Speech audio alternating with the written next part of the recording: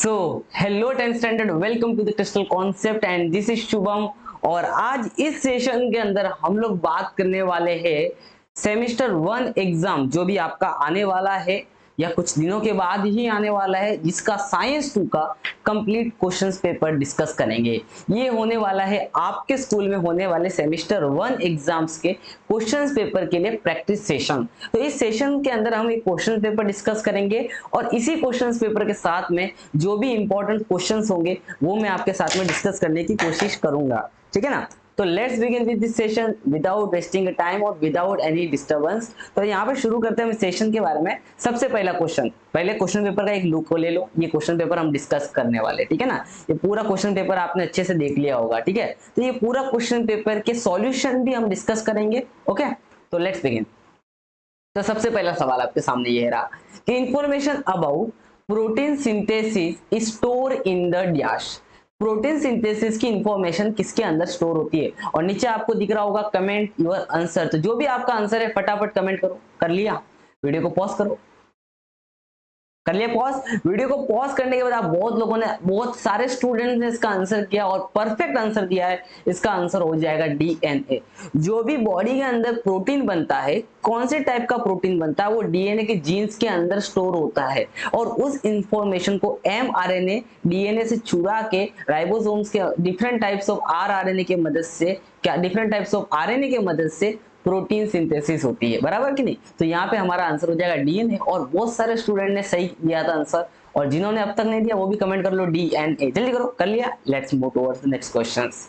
सो इससे इंपॉर्टेंट बात है कि ये जो चैप्टर है, ये चैप्टर है हमारा heredity and evolution, chapter number 1 science 2 का।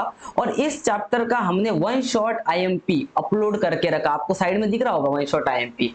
तो इसी वन शॉट आईएमपी से मैं बता रहा हूँ आपके सेमेस्टर एग्जाम और आपके बोर्ड्स एग्जाम तक मैक्सिमम क्वेश्चंस आने वाले हैं। तो इसका लिंक मैं आपको डिस्क्रिप्शन में दूंगा, यहाँ पे आई बटन के ऊपर भी मैं इसका लिंक दे दूंगा। तो इसको कंप्लीट करके जरूर जाना। वन शॉट आईएमपी सारे लिंक में डिस्क्रिप्शन में आपको देने वाला हूँ, ठीक है ना। Next question. हाँ, एक और बात, जो अपने ये क्वेश्चन जो अभी पढ़ा इसके बारे में डिटेलिंग भी तो हमें पता होनी चाहिए ना। ऐसा थोड़ी अधूरा इन्फॉर्मेशन लेके हम आगे बढ़ जाएंगे, नहीं ना। तो थोड़ा सा नोट्स में आपको दे रहा हूँ, जो आप पढ़ के जरूर जाना। यहाँ पे है एक डेफिनेशन जो आपको आनी चाहिए, what is the central dogma. Central dogma का मतलब क्या। तो सेंट्रल डोगमा का सिंपल मतलब होता है, ये डेफिनेशन आपके एग्जाम में आ सकती है, इसके लिए मैं एक्स्ट्रा आपको इसके साथ बता रहा हूँ। इसमें क्या होता है, सेंट्रल डोगमा में प्रोटीन बन रहा है, एक तरीके से प्रोटीन बन रहा है। प्रोटीन कैसा बन रहा है, डीएनए के मदद से, डीएनए के मदद से। और डीएनए के मदद से बनाने के लिए किसकी हेल्प लेनी पड़ रही है, आरएनए की। डीएनए की मदद से बनाने के लिए किसकी हेल्प लेनी पड़ रही है, आरएनए की। और इसी को हम बोलते हैं सेंट्रल डोगमा। क्या बोलते हैं, सेंट्रल डोगमा, ये मत भूलना, ठीक है ना। दूसरा, mRNA is produce as per sequence of the nucleotides on the DNA. MRNA कैसे बनता है, जो भी न्यूक्लियोटाइड की सीक्वेंस डीएनए के ऊपर है उसके हिसाब से क्या बनता है, एमआरएनए बनता है। तो ये इंफॉर्मेशन ध्यान रखना, सेंट्रल डोगमा बढ़िया से ध्यान रखना। डीएनए आरएनए की मदद से प्रोटीन बनाता है, that's it, okay. Let's move toward the next question. In which types of cell meiosis occurs. Cell के, देखो अगर आपको वीडियो स्लो लग रहा होगा ना तो आप वीडियो को फास्ट फॉरवर्ड करके भी देख सकते हो, फटाफट फटाफट नेक्स्ट क्वेश्चन पे जाके कंप्लीट कर सकते हो, ठीक है ना। In which types of cell meiosis occurs. Body के कौन से सेल्स में मियोसिस होता है, तो बॉडी के जर्म सेल्स के अंदर मियोसिस होता है, ठीक है। फटाफट आंसर कमेंट करना, मेरे से पहले आपका कमेंट आ जाना चाहिए, मैं आंसर बताऊं उसके पहले, ठीक है। बाकी सारे सेल्स में माइटोसिस होता है, स्टेम सेल्स हो, सोमेटिक सेल्स हो, एपिथेलियल सेल्स हो, सारे के अंदर क्या होता है, माइटोटिक डिवीजन होता है। नेक्स्ट क्वेश्चन, ठीक है। तो ये मियोसिस होता है जर्म सेल्स के अंदर। जर्म सेल्स कैसे है, एक तरीके के रिप्रोडक्टिव सेल्स है जिसके अंदर मियोसिस होता है, जैसा स्पर्म हो गया, एग हो गया। ये सेल कैसे बनते हैं, स्पर्म और एग कैसा बनता है, with the help of meiosis, with the help of meiosis, ध्यान रखना, ठीक है। आगे बढ़ते हैं, इसका भी वन शॉट आईएमपी हमने दे रखा है, लिंक डिस्क्रिप्शन में, डोंट फॉरगेट, ओके। वापस से थोड़ा सा इंफॉर्मेशन अगर मैं दूं तो ये जो क्वेश्चन है वो आपके पेज नंबर आपको 17 पे मिलेगा। There is two types of cell division. Body के अंदर जो भी सेल्स डिवीजन होते हैं वो दो तरीके के होते हैं, एक होता है माइटोसिस और एक होता है मियोसिस। पहला बात समझा, mitosis occurs in the somatic cells and stem cells. Mitotic division किसके अंदर होता है, सोमेटिक सेल्स के अंदर और स्टेम सेल्स के अंदर। और meiosis occurs in the germ cells. देखो ये वाला जो क्वेश्चन था ना वो इस लाइन से पूछा हुआ है, पेज नंबर 17 पे आपको मिलेगा, ढूंढो, ढूंढ के दिखाओ, ठीक है। आगे बढ़ते हैं, थर्ड वाला क्वेश्चन, ईस्ट रिप्रोड्यूस बाय, देखो एसेक्सुअल रिप्रोडक्शन का क्वेश्चन है ना, तो ईस्ट जो होती है एक तरह की यूनिसेल्युलर फंगस होती है, और ये अपने बच्चे कैसे पैदा करती है, कौन से तरीके से पैदा करती है, तो ईस्ट रिप्रोड्यूस बाय, कमेंट कर दिया, अरे वाह, बहुत लोगों ने कमेंट किया, आई होप करेक्ट आंसर भी आपने कमेंट किया होगा, मैंने फ्यूचर में जाके देख लिया आपका आंसर। तो यस, ईस्ट रिप्रोड्यूस करती है कौन से प्रोसेस से, बडिंग से। ईस्ट रिप्रोड्यूस करती कौन से प्रोसेस से, बडिंग से, ध्यान रखना। और इसके ऊपर एक मैं क्वेश्चन आपको बना के देने वाला हूं जो बहुत फायदेमंद होने वाला आपके लिए, ठीक है ना। तो यहाँ पे आने वाला वो क्वेश्चन भी आपके लिए, वेट करना थोड़ा सा उसका। Contamination of any material is called, contamination मतलब क्या, कंटामिनेशन मतलब इंप्यूरिटीज आना, गंदगी आना, किसी भी मटेरियल का कंटामिनेशन होना, उसी को हम क्या बोलते हैं, ग्रेट, उसी को अपन बोलते हैं पॉल्यूशन, क्या बोलते हैं, पॉल्यूशन। तो इसी टाइप से क्वेश्चंस आते हैं, बहुत सिंपल सिंपल क्वेश्चंस आते हैं, ठीक है ना। Water stored in the dam possess dash energy, dam के अंदर जो पानी स्टोर होता है उसके पास कौन सी एनर्जी होती है, आपको पता है डैम के अंदर जो पानी स्टोर होता है, आप देख सकते हो ये डायग्राम के अंदर, डैम के अंदर जो पानी स्टोर होता है रुका हुआ होता है ना, क्योंकि हम लोग एक हाइट पे उस पानी को स्टोर करके रखते हैं, तो उसके पास कौन सी एनर्जी होती है, तो डैम के अंदर रुके हुए पानी के पास होती है, करेक्ट, वेरी गुड, कौन सी, कमेंट कर दिया, यस यस यस कर दिया, जय महाकाल, जल्दी कमेंट करो फटाफट, वेरी गुड, पोटेंशियल एनर्जी, कौन सी एनर्जी होती है, पोटेंशियल एनर्जी, और इसी एनर्जी को हम काइनेटिक एनर्जी में कन्वर्ट करके टरबाइन को रोटेट करते हैं और अपनी इलेक्ट्रिसिटी जनरेट करते हैं, that's it. Next question, yes, अब है क्वेश्चन नंबर 1 का बी पार्ट, ये आने वाला है 5 मार्क्स के लिए आपके, बराबर। इसके पिछले वाला था एमसीक्यू, वो भी आया था 5 मार्क्स के लिए, आपको 5 एमसीक्यू दिए रहेंगे, उनमें से आपको आंसर सिलेक्ट करना था। अभी है 5 मार्क्स का सवाल, let's begin with this question, find odd one out, appendix, muscles of ear pinna, wisdom teeth, loss of legs in the snakes. तो यहाँ पे देखो आंसर हो जाएगा loss of leg in the snake. एक बात को समझना, अपेंडिक्स हो गया, मसल्स ऑफ ईयर पिना हो गया और विजडम टीथ हो गया, ये हमारे इंसानों के बॉडी के क्या है, वेस्टिजियल ऑर्गन्स, ये इंसानों के बॉडी के क्या है, वेस्टिजियल ऑर्गन। तो others are vestigial organs of इंसान, दैट्स मीन ह्यूमन बीइंग, समझ में आ गया आपको, ठीक है। आगे बढ़ते हैं, स्टेट वेदर राइट और रॉन्ग, जो स्टेटमेंट दिए वो राइट है या रॉन्ग है, तो देखते हैं। Vitamin B, vitamin C are water soluble, vitamin B and vitamin C क्या वाटर सॉल्युबल होती है, क्या विटामिन बी और विटामिन सी पानी में सॉल्युबल होता है, देखते हैं। तो इसका आंसर हो जाएगा true, yes, vitamin B and vitamin C is a water soluble. और मैं इसको ज्यादा अच्छे से और एक्सप्लेन करना चाहूंगा कि हमारे बॉडी के अंदर टोटल 6 तरीके के अलग अलग विटामिन पाए जाते हैं, जिससे कि vitamin A B C D E, A B C D E और के, बात समझ में आया। इनमें से विटामिन ए डी ई के, विटामिन ध्यान रखना, vitamin A, vitamin D, vitamin E और विटामिन के, ये होते हैं फैट सॉल्युबल, किसी भी फैट के अंदर डिसॉल्व हो जाते हैं, जैसा ऑयल हो गया, घी हो गया, इनमें डिसॉल्व होते हैं। और विटामिन बी जो है और विटामिन सी जो है वो वाटर सॉल्युबल होता है, पानी के अंदर डिसॉल्व हो जाता है, सॉल्युबल हो जाता है, that's why statement is true. बात समझ में आया, ठीक है। आई होप सो आपको ये सेशन नहीं पसंद आ रहा होगा, तो आपने अब तक बहुत सारे कमेंट भी कर दिए होंगे और वीडियो को लाइक कर दिया होगा और चैनल को सब्सक्राइब कर दिया होगा, ठीक है। अगर नहीं किया ना तो प्लीज कर दो, बहुत लोग सेशन को अटेंड करते, क्वेश्चन पेपर भी सॉल्व कर लेते, लेकिन सब्सक्राइब करना, ऐसा नहीं बोलता हूँ कि नहीं करते, भूल जाते, क्योंकि जब हम लोग एकदम पढ़ाई में विलीन हो जाते हैं, अच्छे से लगनता से पढ़ाई करते हैं, तो वो हो जाता है, ठीक है। प्लीज सब्सक्राइब कर लो चैनल को, ठीक है। नेक्स्ट करते हैं, कंप्लीट द एनालॉजी, पैरापोडिया उसका है एनेलिडा, दूसरा है ट्यूब फीट, इसका आंसर क्या होगा, अब थोड़ा सा इसको समझना पड़ेगा। जो भी सब फाइलम या आप इसको समझते, देखो 2 तरीके के ऑर्गेनिज्म बोल सकते हो, लिविंग थिंग्स बोल सकते हो, या you can say that animal kingdom 2 तरीके के पार्ट डिवाइड करते हैं हम लोग, वर्टेब्रेट्स और इनवर्टेब्रेट्स, बात समझ में आ गया। अब आप अगर वर्टेब्रेट्स में ही अच्छे से ऑब्जर्व करोगे तो आपको एनेलिडा नाम का यहाँ पे प्रजाति मिलेगा, एनेलिडा नाम का एक ग्रुप मिलेगा। इस एनेलिडा नाम के जो ग्रुप में जो भी एनिमल्स पाए जाते हैं उनके लोकोमोशन के लिए उनके पास होता है पैरापोडिया प्रेजेंट।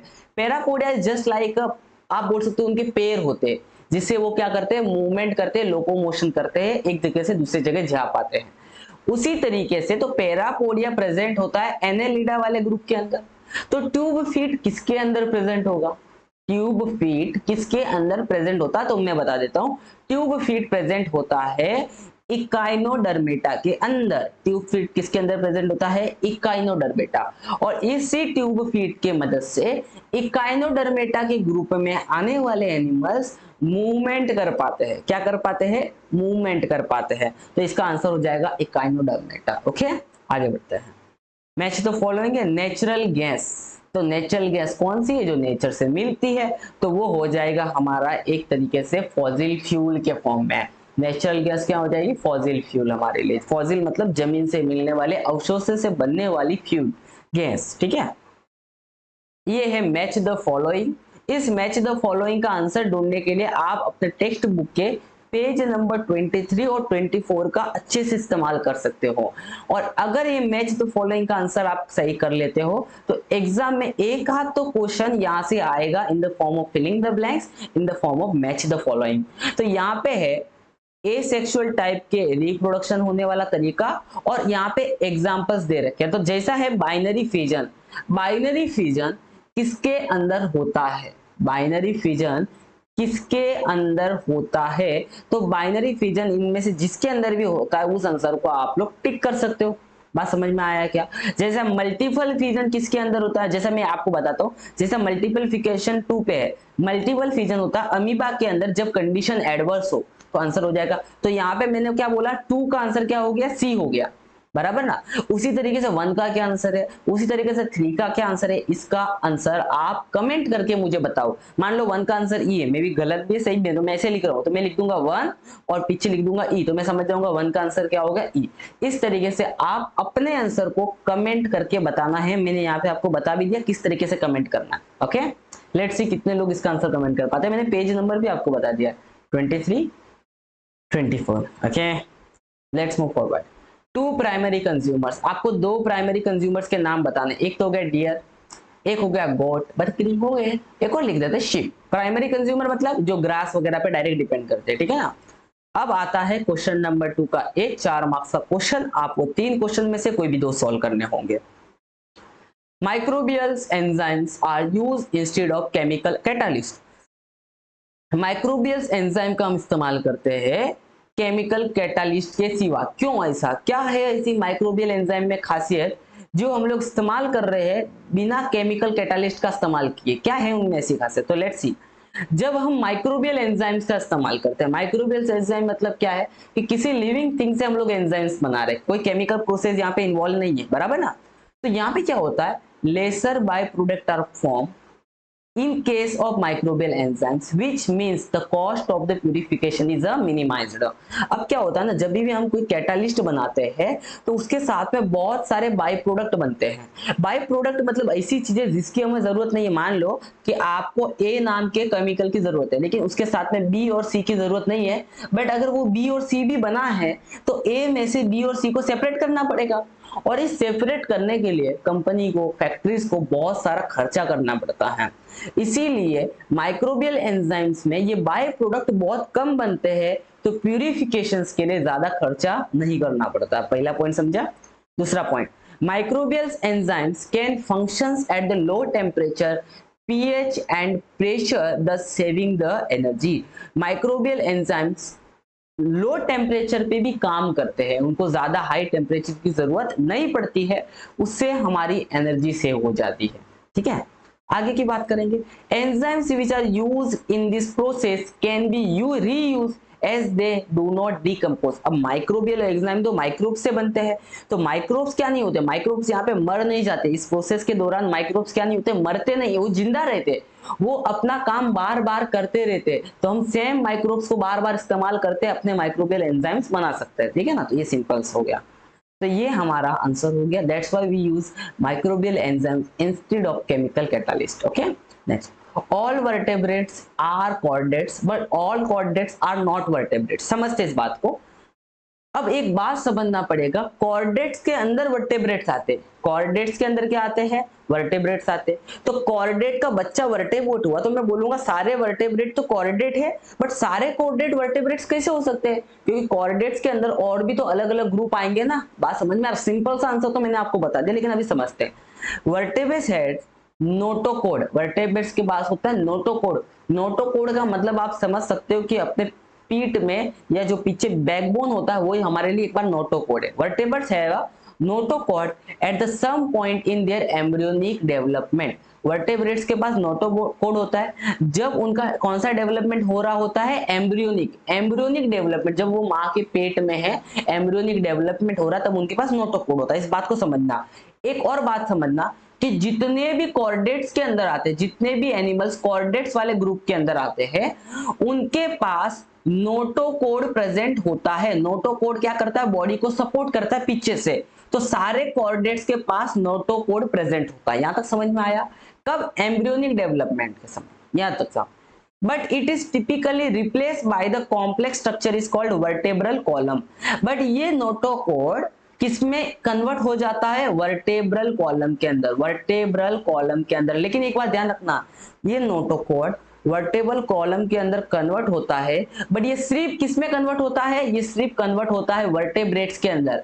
किसके में अंदर कन्वर्ट होता है? वर्टेब्रेट्स के अंदर। बाकी सब के अंदर ये वर्टेब्रेट्स के वर्टिबल कॉलम के अंदर कन्वर्ट नहीं होता है, ये ध्यान रखना। So all vertebrates include mammals, mammals आ गए, हम भी मैमल्स है, birds, reptiles, amphibians, fish belongs to the larger group called chordates. तो जितने भी ये वर्टेब्रेट्स है, ये कौन से ग्रुप में प्रेजेंट होते हैं? कॉर्डेट्स में प्रेजेंट होते हैं। बट कॉर्डेट्स के अंदर सिर्फ वर्टेब्रेट्स है क्या? नहीं भाई, कॉर्डेट्स के अंदर यूरोकॉर्डेट वाले भी है और सेपेलोकॉर्डेट वाले एनिमल भी है। और यूरोकॉर्डेट और सेपेलोकॉर्डेट के अंदर नोटोकॉड वर्टेब्रेट्स में कन्वर्ट नहीं होता है, वर्टेब्रेट्स में कन्वर्ट नहीं होता है। दैट्स वाई हम बोलते हैं कि जितने भी वर्टेब्रेट्स है, जितने भी वर्टेब्रेट्स है वो हमारा कॉर्डेट्स में आते हैं, बट जितने भी कॉर्डेट्स है वो हमारे वर्टेब्रेट्स में नहीं आते हैं। बात समझ में आ गया? ओके।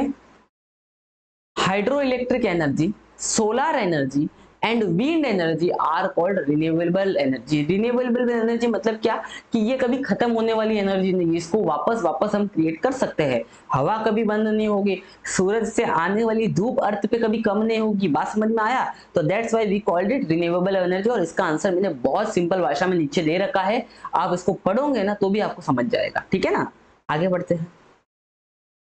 अब आपके लिए एक सवाल है, फिलिंग द ब्लैंक्स। थोड़ा तो आपको क्वेश्चन करना ही चाहिए, आंसर करना चाहिए। तो question is that implantation of embryo, implantation of embryo occurs in, और इसके लिए पीछे आपको डायग्राम भी दिख रहा है, आपको समझ गया ये क्वेश्चन कहां से पूछा है? Female reproductive system, female reproductive system से ये क्वेश्चन से implantation of embryo occurs in dash. Next question number 2 का भी 6 मार्क्स का ये सवाल है। यहाँ पे लुक एट दिस। सबसे पहला, identify the given microbes and rewrite the notes on it. Microbes को समझो और इनके ऊपर नोट्स रखो। तो देखो ये आपको इस वाले चार्ट के अंदर मिल जाएगा। आई होप सो आप समझ जाओगे। अगर ये आपने चैप्टर पढ़ा होगा ना तो आपको समझ जाएगा कौन से चैप्टर से पूछा गया। माइक्रोब्स वाला जो चैप्टर है ना, वहां से आपको मिल जाएगा सारा, माइक्रो ऑर्गेनिज्म वाले चैप्टर से। कौन सा देख लेना।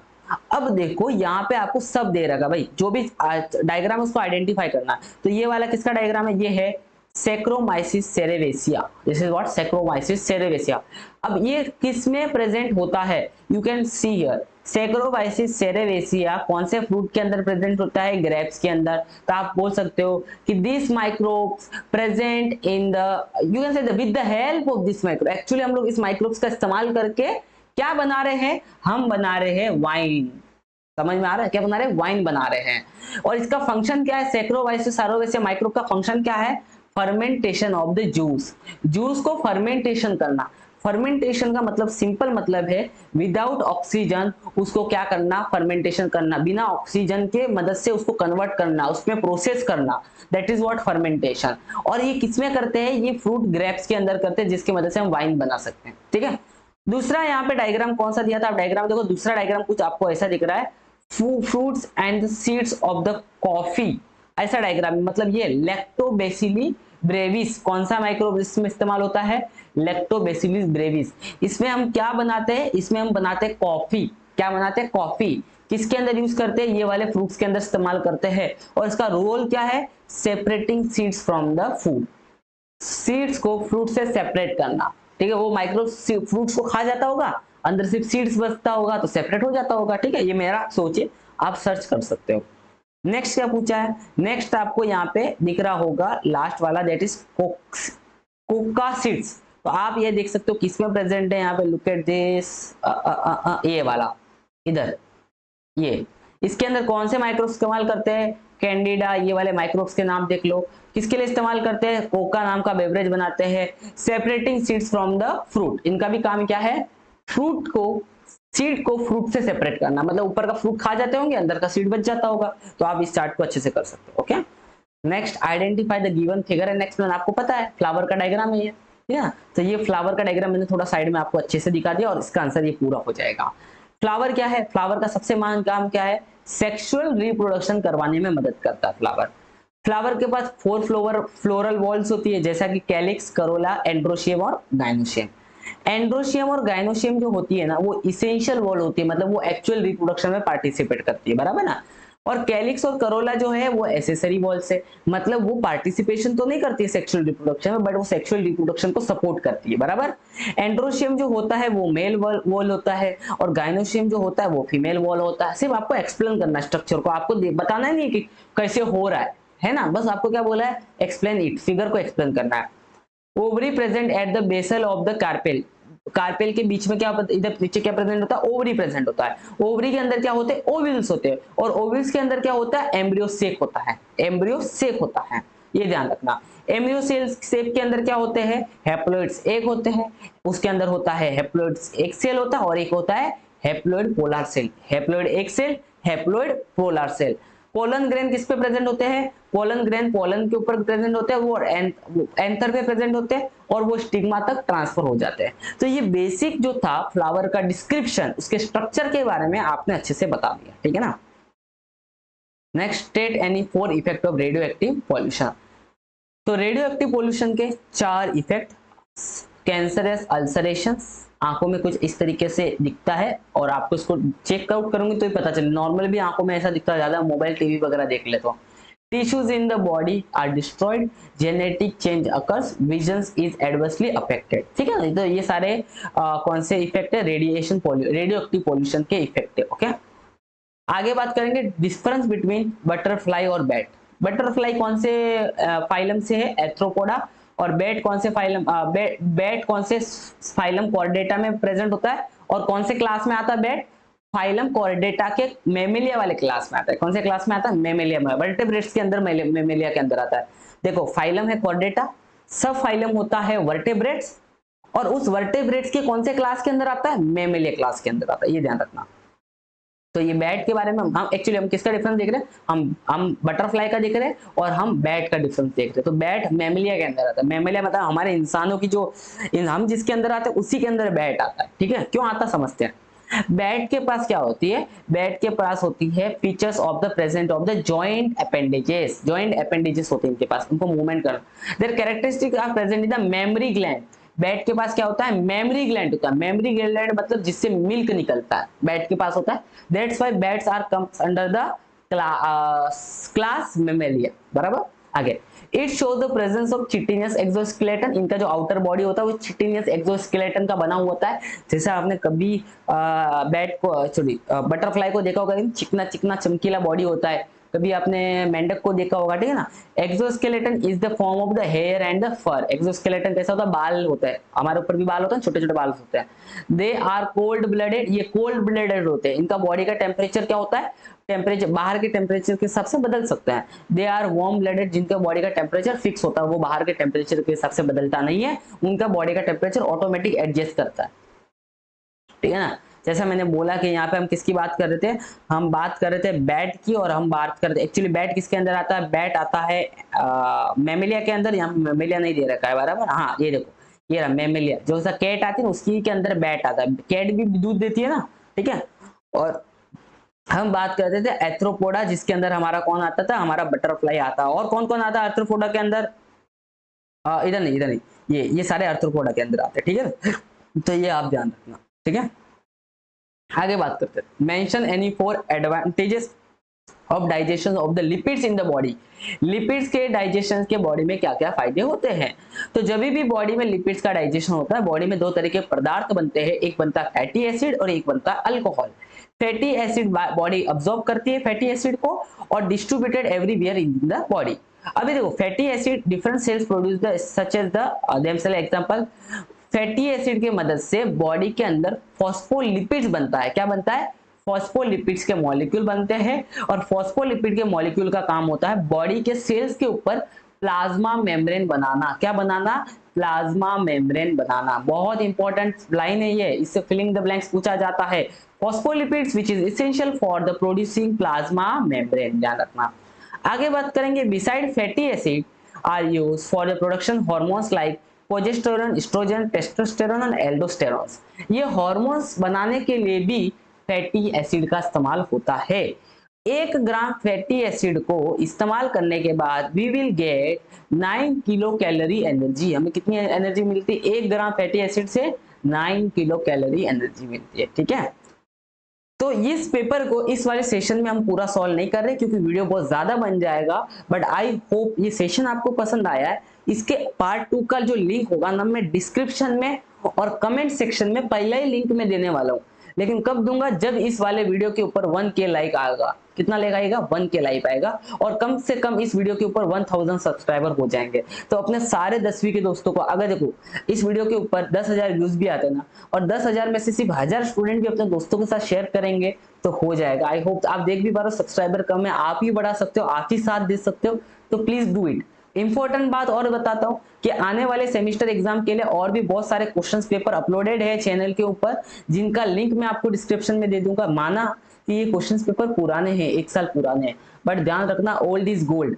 बहुत सारे टीचर्स क्या करते हैं, यूट्यूब के ऊपर भी आते हैं कभी कभी, और जब भी क्वेश्चंस बनाते हैं ना तो वो भी रेफरेंस देखते हैं कि भाई कौन सा क्वेश्चन डालना है, कौन सा क्वेश्चन नहीं डालना है। तो कभी कभी टीचर्स यूट्यूब के पेपर्स का भी मदद लेते हैं, उसमें से क्वेश्चन ऐड करते हैं। तो आपको प्रैक्टिस करने में कोई दिक्कत नहीं है, ठीक है ना। तो आप प्रैक्टिस कर सकते हो, प्रैक्टिस मेक्स मैन परफेक्ट, और ज्यादा प्रैक्टिस करोगे तो चांसेस है कि बहुत सारे क्वेश्चंस तो अपने क्वेश्चन पेपर में से आ जाते हैं, ठीक है ना। Thank you so much for watching. Keep sharing and keep exploring. Okay.